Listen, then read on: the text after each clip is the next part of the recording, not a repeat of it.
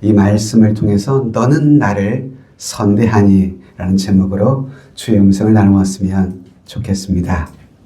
우리 지난주에는 성탄에 대한 메시지의 말씀을 나누었었고요. 계속 이어서 다윗의 생애를 함께 살피려고 합니다. 자, 여러분, 그동안 수주 동안 다윗의 생애를 우리가 이렇게 말씀을 통해서 들어왔잖아요. 다윗의 생애에 대한 말씀을 들으면서 여러분, 내게 어떤 말씀이 찔림이 됐습니까? 또 어떤 말씀이 여러분들에게 위로가 됐나요? 또 어떤 말씀을 들으면서 위로가 또 되기도 하셨습니까? 여러분, 우리들이 예수를 믿는다면서 여러분, 우리는 내 생각, 내 뜻대로 그 모든 일을 판단하고 결정하고 그렇게 행동하며 산 적이 얼마나 많았습니까? 그로 인해서 결국 때로 실패를 겪기도 하고 쓰러지기도 하고 또 낙심하기도 하고 말이죠. 뿐인가요, 여러분?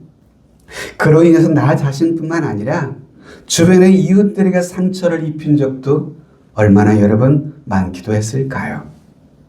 앞서 보았듯 다윗의 이 거짓말은 자신뿐 아니라 제사장 가문을 몰살하게 되는 그런 비극을 이 다윗의 거짓말은 가져다 주기도 했습니다.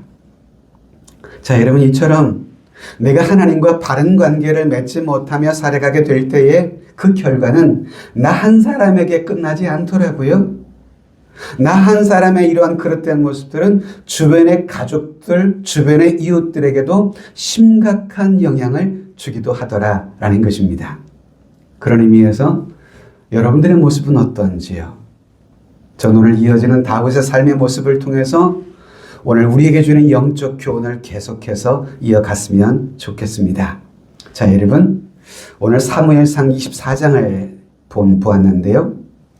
사무엘상 24장을 보시면 이제 다윗의 인생은 어느덧 무더운 여름을 지나 겨우 가을을 향해서 접어들기 시작하는 것 같습니다.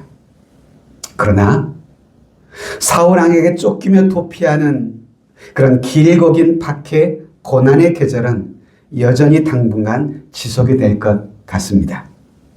다윗은 그가 하나님께서 그에게 약속하신 것처럼 한 나라의 왕위에 올라 지도자로 서기까지는 아직도 그는 기다려야 할 기다림의 길이 남아 있었던 것 같아요.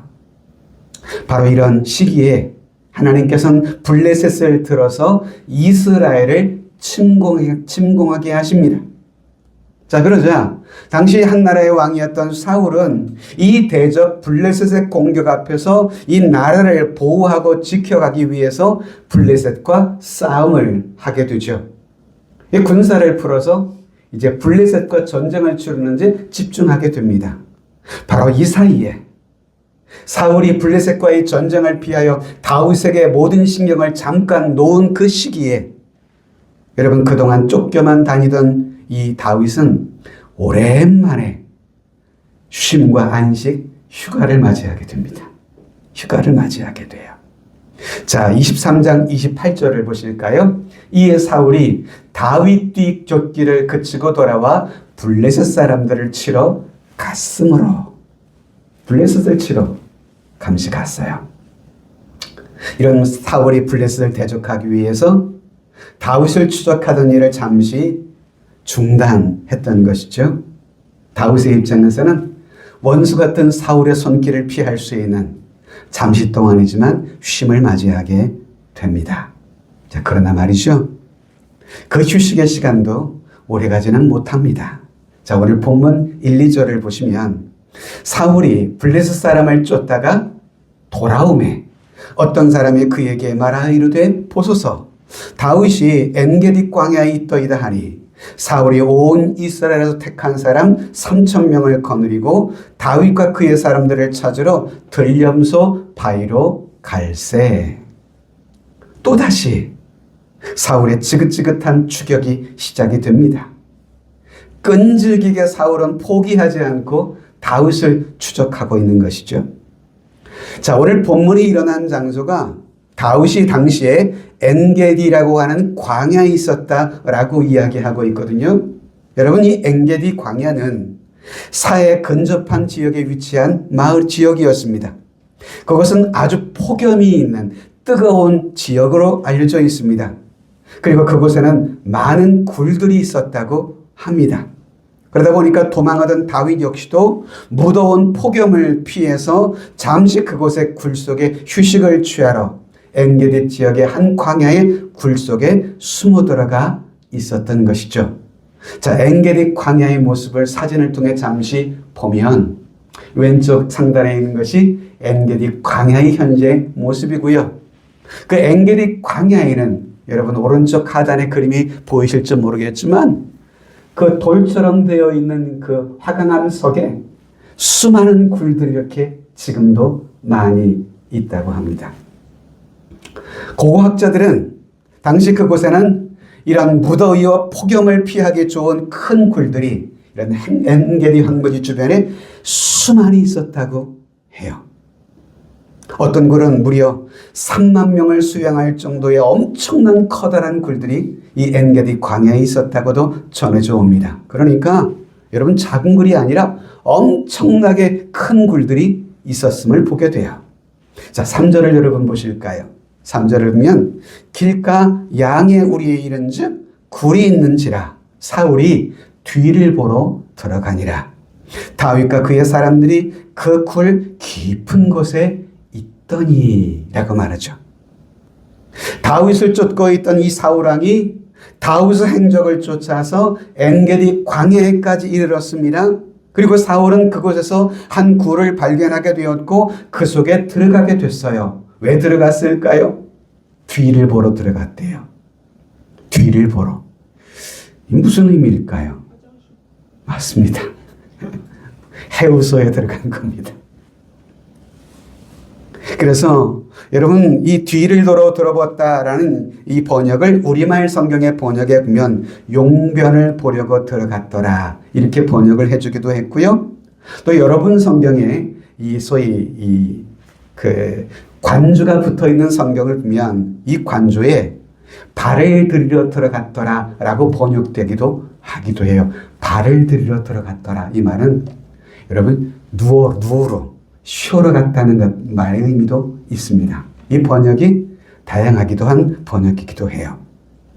자, 어쨌든 그런데 뭐 쉬러 들어갔든 용변을 돌아 들어갔든 중요한 것은 여러분 공교롭게도 사울이 그처럼 들어갔던 그 굴 속에 누구도 있었느냐? 바로 다윗과 그의 함께한 사람들도 이미 먼저 그 깊은 곳에 숨어 있던 상황이었어요. 여러분 우리 옛말에 원수는 어디에서 만난다고요? 외나무 다리에서 만난다고 하는데 지금 이 왼수들이 어디에서 만난 거예요? 굴 속에서 만난 그런 상황이에요. 저는 어쩌면 다윗의 전생의 아주 극적인 드라마의 장면이 바로 이 장면이 아닌가 하는 생각이 들기도 합니다. 그 원수 같은 다윗과 사울이 한 공간에서 만나는 이 장면. 그동안 그렇게 다윗의 목숨을 해하려고 줄기차게 추적해왔던 이 사울. 지금도 3,000명의 군사를 이끌고 다윗을 잡으려고 추격해온 상황 아니던가요? 그런 사울에 의해서 지난 수년 동안 숱한 생명의 위협을 받으며 괴로움을 받았던 이 다윗, 이 원수들이 한 굴 속에서 만난 상황이에요. 그러나 사울왕은 지금 다윗이 이 굴 속에 은신하고 있다는 사실을 까맣게 모르고 있는 그런 상황이었습니다. 자, 4절을 보십시다. 바로 이때에 4절 같이 읽어볼까요? 다윗의 사람들이 이르되 보소서 여호와께서 당신에게 이르시기를 내가 원수를 내 손에 넘기리니 내 생각에 죽음을 너에게 하라 하시더니 이것이 그날이니이다 하니 다윗이 일어나서 사울의 겉옷자락을 가만히 베니라. 자신들이 숨어있는 이 굴에 사울과 그의 군사들이 함께 들어온 것을 보게 돼요. 이 다윗과 그의 사람들이 말이죠. 이때에 이 상황을 알게 된 다윗의 부하들은 하나님의 말씀을 인용하면서 다윗에게 뭐라고 말합니까? 다윗이여, 이것은 하나님께서 우리에게 주신 절호의 기회라고 이렇게 지금 건의하고 있는 것입니다. 드디어 우리의 원수를 갚을 기회를 하나님이 우리에게 주신 것이라고 지금 말하고 있는 것입니다. 자, 이제 다윗은요, 사울의 목숨을 취할 것인가 말 것인지를 결정해야 할 중요한 선택의 기로 앞에 놓여 있습니다. 지금 다윗은 무엇을 보는 상황이라고 했어요? 용변을 보거나 혹은 발을 들이우는, 누워 쉬고 있는 상황 아니겠어요? 여러분, 이 상황은 덮치면 꼼짝없이 사울의 목숨을 끝장낼 수 있는 절호의 찬스였습니다. 다윗은 얼마든지 그러니 사울을 죽일 수 있는 그런 기회였던 셈이죠.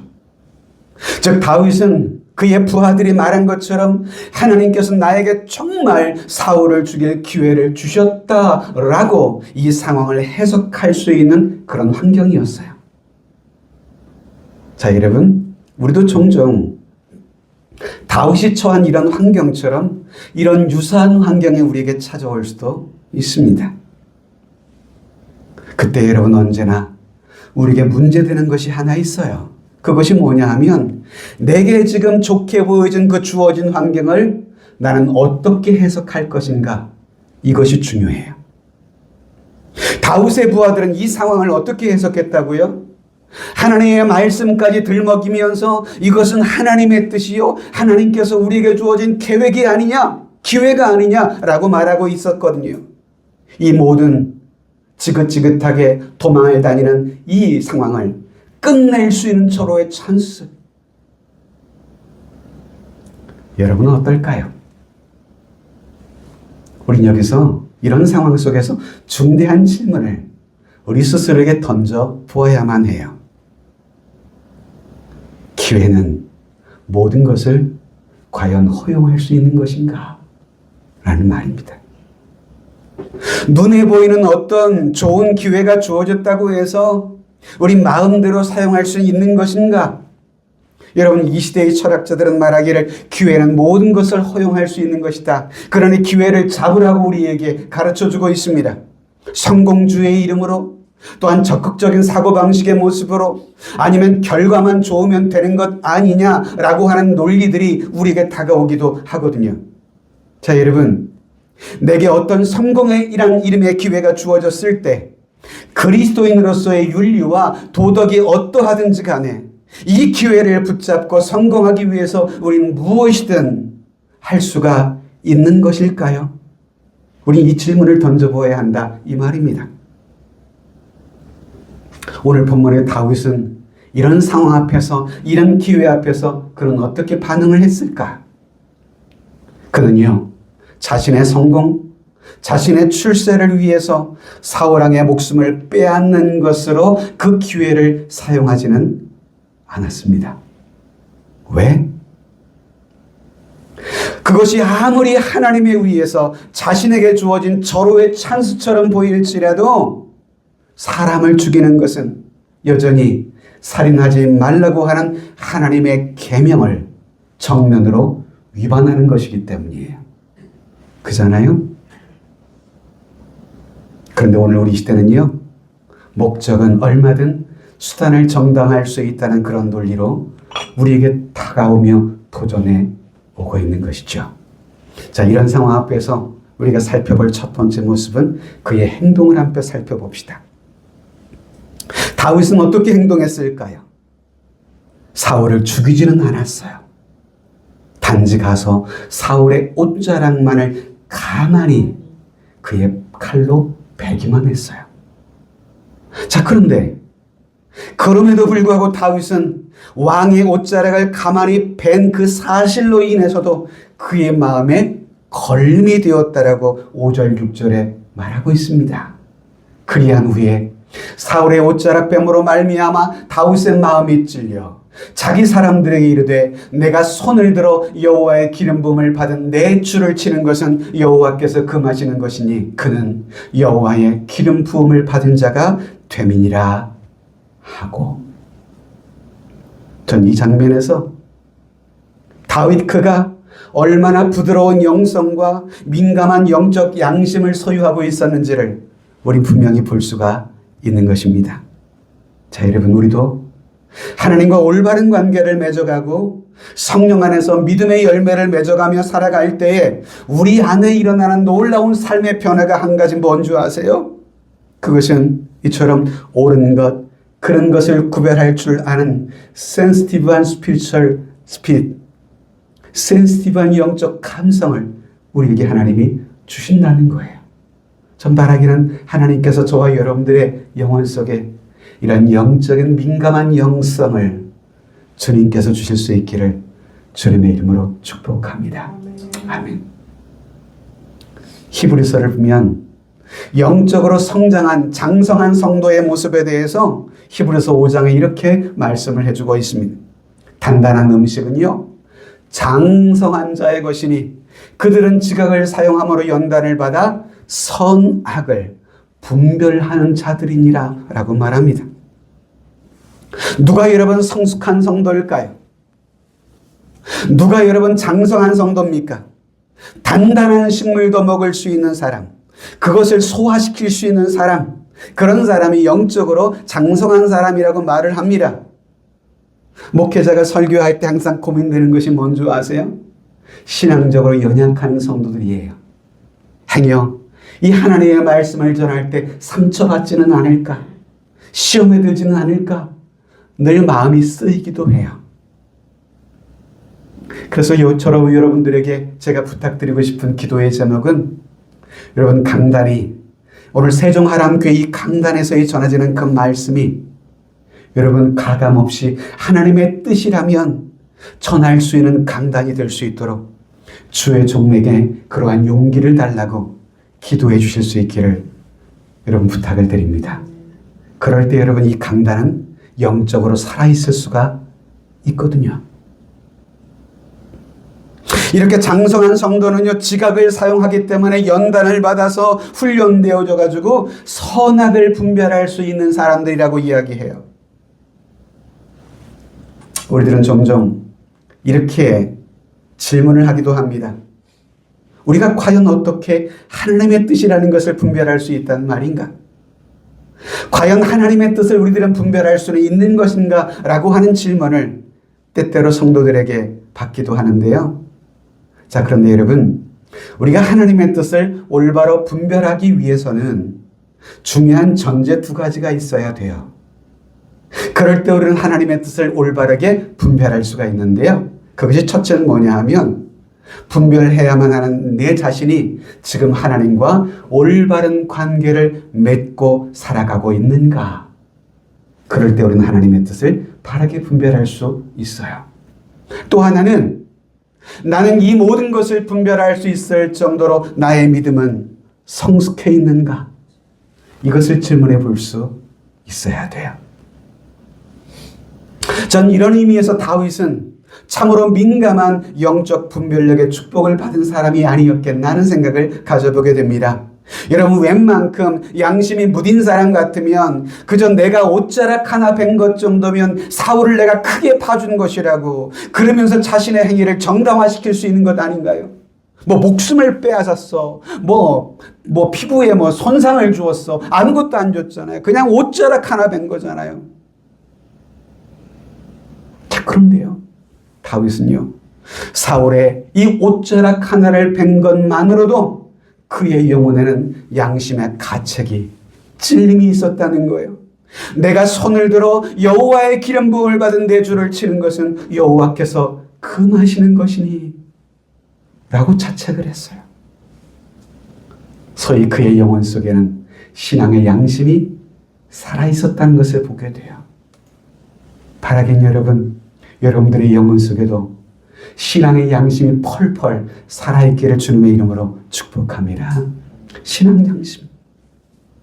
그런데 여러분, 오늘 이 시대의 사람들의 양심은 과연 어디에 있는 것일까요? 사도 바울은 그 시대에 무딘 양심을 가진 그 시대의 사람들을 가리켜서 디모데후서 4장 2절에 이런 말을 해주고 있어요. 자기 양심이 무엇을 맞아가지고? 화인을 맞았대요.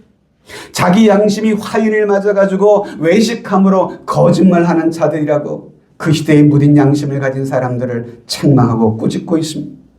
화인 맞은 양심. 화인, 즉 양심이 다 불타버리고 마른 양심이라 이 말이죠. 죄만 남은 양심. 그러다 보니까 오늘 이 시대의 사람들은요, 잘못을 해도 사과하지도 않아요. 인정하지도 않아요. 오히려 더 큰 소리로 적반하장의 자세를 표하는 이웃들이 있잖아요. 그런 의미에서 다윗은요, 얼마나 여러분 축복된 사람이에요. 정말 그가 과연 하나님의 마음에 합한 사람이구나 라는 것을 보게 되는 중요한 장면이 아닌가 싶기도 합니다. 자, 이런 다윗의 행동에 대해서 왕 사울은 어떤 반응을 두 번째로 보였을까? 여러분, 앞서 보았던 다윗의 태도, 이 왕 사울을 살해하지 아니하고 그저 옷자락 하나를 벤 것만으로도 양심의 가책에 찔렸던 다윗이었는데, 이런 다윗의 태도에 대해서 사울 왕은 이를 알고 어떤 태도의 반응을 보였을까? 자, 7절을 여러분 보시면 다윗이 이 말로 자기 사람들을 금하여 사울을 해하지 못하게 하니라. 사울이 일어나 굴에서 나가 자기 길을 가니라. 사울이 이렇게 누운 게 자는지 모르겠지만 자신지 알지도 모르는 사이에 다윗이 와서 그의 옷자락을 뱉다는 것 아니에요? 그것을 알지도 못한 채 볼일을 다 보고 이제 굴 밖으로 나갔다 이 말입니다. 그 이후에 8절 이하를 보시면 몇 절을 제가 좀 읽어보려고 그래요. 8절 이하를 보면 그 후에 다윗도 일어나 굴에서 나가 사울의 뒤에서 외쳐 이르되 내 주 왕이여. 9절에 보면 다윗이 왕을 해하려 한다고 하는 사람들의 말을 왕이 어찌하여 들으시나이까. 내 손에 있는 왕의 옷자락을 보소서. 내가 왕을 죽이지 아니하고 겉옷자락만 베었은즉 내 손에 악이나 죄가가 없는 줄을 오늘 아실지니이다.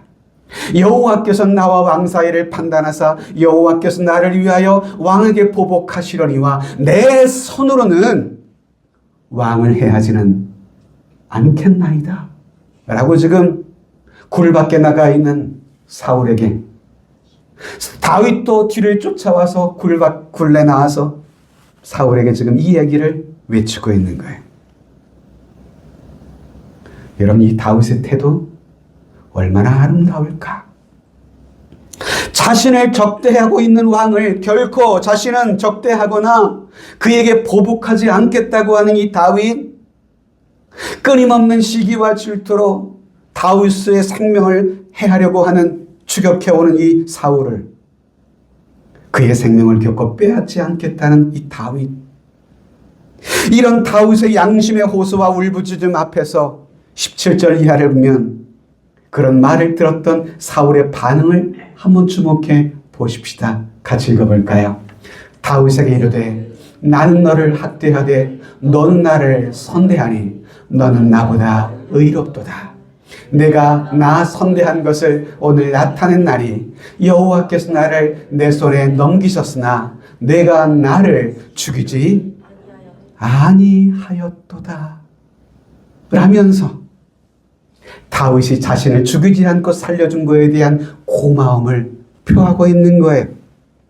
그리고는 20절에 보면 사울은 오히려 다윗을 축복하는 것을 20절에 보는데요. 보라, 나는 네가 반드시 왕이 될 것을 믿고 알고 이스라엘 나라가 너의 손에 견고히 설 것을 내가 안다.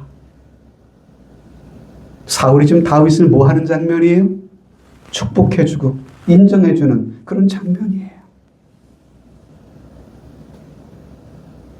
세 번째로 이런 다윗의 삶이 우리에게 주는 교훈이 뭘까를 한번 생각해 봅시다.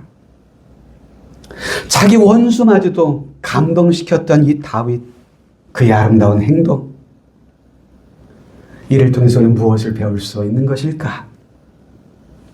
어떻게 다윗은 이런 행동, 이런 마음이 가능할 수 있었을까요? 여러분이면 가능하겠습니까? 칼을 들고 매일마다 자신을 죽이기 위해 쫓아오는 왼수 같은 저 사울,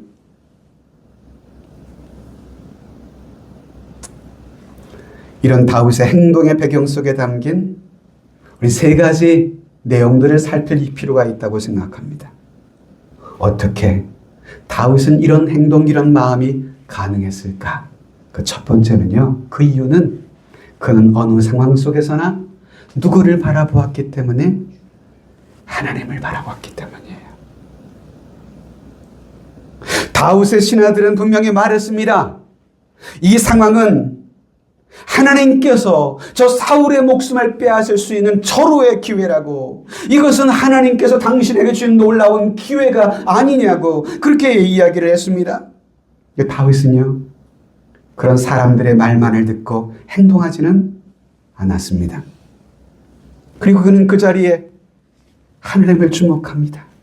하나님 당신의 생각은 어떠신가요? 그리고 하나님 앞에 묻는 거예요. 저지난주에 말씀의 제목을 기억하시나요?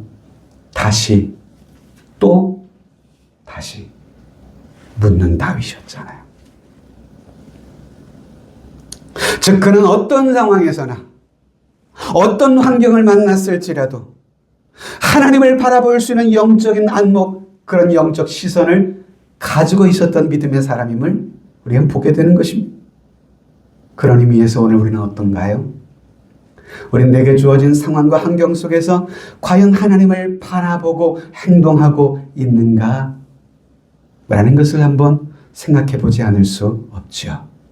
또한 두 번째는 그는 자신의 위치를 고수했습니다. 여러분, 다윗 그는 왕이 될 것은 분명한 사실이었습니다. 근데 중요한 것은 지금 다윗은 아직 왕이 되지는 않았습니다. 그래서 그는 지금 신하로서의 자리를 분명히 지키고 있는 거예요. 신하로서의 자리. 여러분, 성경에 보면 하나님이 가장 좋아하시지 않는 것 중에 하나가 뭔지 아시나요? 하나님이 가장 싫어하시고 미워하시는 것, 그것은 뭐냐 하면 자신의 위치를 저버리는 거예요. 여러분, 사단의 타락이 무엇 때문이었죠? 사단도 하나님의 피조물이었잖아요. 여러분, 악한 천사의 범죄의 내용이 무엇이었습니까? 그가 피조물로서 하나님의 영광을 위해 창조된 그의 신분을 망각하고 자신의 지위를 하나님의 지위에 올라놓으려고 하는 이 천사의 교만함이 그 천사의 범죄의 출발이 됐거든요. 전 오늘날 교회에서 일어나는 많은 문제도 마찬가지라고 생각해요. 교회에 속한 모든 성도각자가 자신이 맡은 직분과 맡은 자리에서 겸손히 설 수만 있다면, 여러분, 우리 교회들은 얼마나 영광스러운 복음을 위해서 한 마음으로 전진할 수 있을까? 종종 믿는다고 하면서 자신의 지위, 자신의 맡은 자리를 때로 여러분 뛰어넘는, 분수에 맞지 않는 여러분 오류를 범할 때 교회 공동체가 흔들리고요, 시험에 들기도 하죠.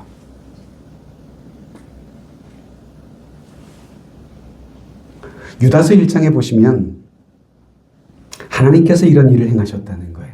또 자기 지위를 지키지 아니하고 자기 처소를 떠난 천사들을 큰 날의 심판까지 영원한 결박으로 흑암에 가두셨대요. 하나님이 자신의 지위를 지키지 않고 자신의 분수를 떠난 천사들 흑암에 가두어 놓으셨대요. 에덴 동산에 아담과 하와에게 찾아왔던 이 유혹하는 뱀, 처음 하와에게 찾아와서 뱀이 뭐라고 속삭였을까요? 선악을 알게 하는 이 나무의 열매를 먹으면 너희의 눈이 밝아져 가지고 너희가 하나님과 같이 될 거야 라고 속삭였어요.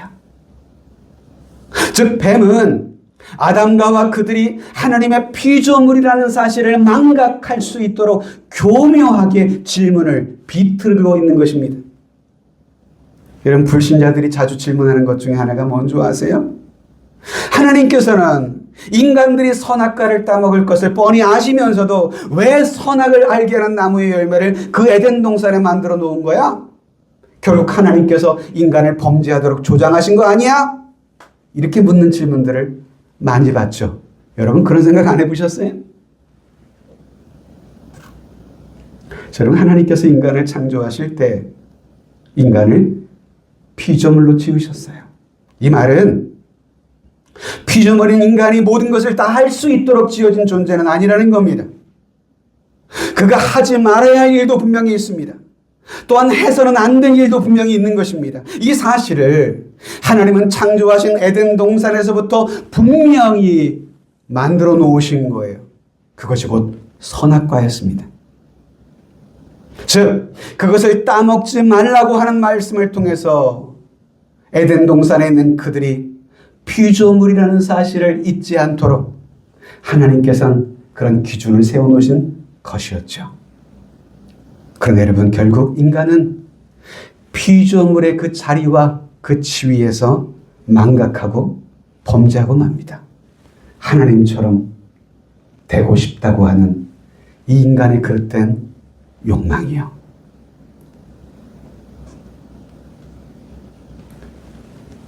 인류 역사의 비극의 출발이었죠. 전 가정의 비극도 마찬가지 아닐까요? 남편은 남편의 자리에 서야 하고요. 아내는 아내의 자리에 서 있어야 합니다. 자녀들은 자녀의 자리에 서 있어야만 해요. 근데 각자의 자리를 망각하기 시작하면서 그 가정에 문제가 발생하기를 시작하는 것이죠. 여러분, 다윗은요, 자신의 위치, 자신이 서야 할 지위를 분명히 잊지 않고 있었음을 보게 됩니다. 또한 세 번째는요, 다윗은 기다릴 줄 아는 사람이었어요. 그는 때를 기다렸어요. 무슨 때요? 하나님께서 그를 왕으로 부르셨고, 그리고 그 하나님께서 나를 왕으로 삼기를 원하시고 계신다면 그 하나님께서는 하나님의 때에 하나님의 방법으로 그 삶으로 나를 이끄실 것이라고 하는 이 사실에 대한 믿음을 가지고 믿고 참고 기다렸던 거예요. 근데 우리들은 어떤가요? 때로 우리는 기다리지 못할 때가 너무 많아요. 나의 인간적인 나의 의지를 가지고 무언가를 이루려고 내 의욕이 앞설 때가 많죠. 그럴 때 실수하고 어려움이 가중되기도 하고. 여러분, 시편 가운데 대다수가 다윗이 저작한 시인들인데요. 다윗의 시편을 가만히 묵상하다 보면 그가 얼마나 기다림의 훈련을 잘 받았던 사람인지를 찾아보게 됩니다. 전 그래서 이런 정의를 한번 내려봐요. 기다림이라는 것은요, 믿음이에요. 믿기 때문에 기다릴 수 있는 거예요. 하나님의 섭리를, 그분의 계획을 신뢰하기에 기다리는 거예요. 시편 37편, 제가 참 좋아하는 시편 9절 중에 하나인데요. 같이 한번 읽어봅시다. 시작. 여호와 앞에 잠잠하고 참고 기다리라.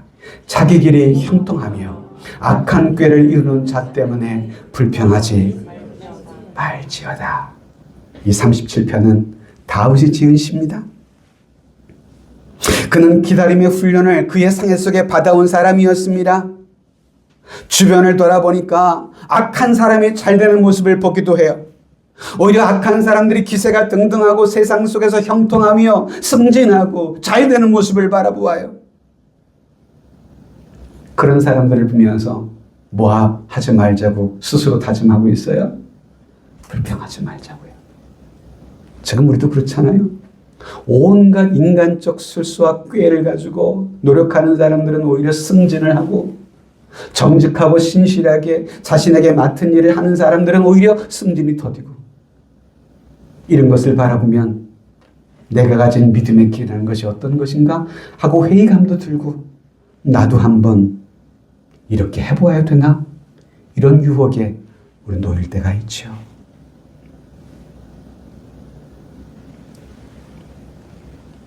다윗은 참고 기다리라고 말합니다. 그러면 공의로우신 하나님께서 반드시 심판하실 것이라고 말씀하고 있어요. 하나님의 때 그분께서 결국 이루실 것이다. 이 믿음이 기다릴 줄 아는 사람으로 만들었던 거죠. 말씀을 맺어볼까요? 여러분의 삶에 혹시 어떤 억울한 일이 있는지 모르겠습니다. 어떤 서러운 일이 있는가요? 행여 오해를 받아 답답해서 가슴을 치면서 눈물을 흘린 적은 행여 있지 않은지요? 아니면 나를 둘러싼 환경이 자꾸 꼬여만 가지는 않고 있는지? 자, 그렇다면 주어진 모든 환경 속에서 오늘 다윗이 보인 이런 신앙적 태도를 붙잡을 수 있게 되기를 바랍니다. 다윗은 우리 성도들이 취할 성도다운 마땅한 삶의 태도로 인해서 결국 그에게 다가왔던 수많은 시련들을 넉넉히 극복하고 승리할 수가 있었습니다.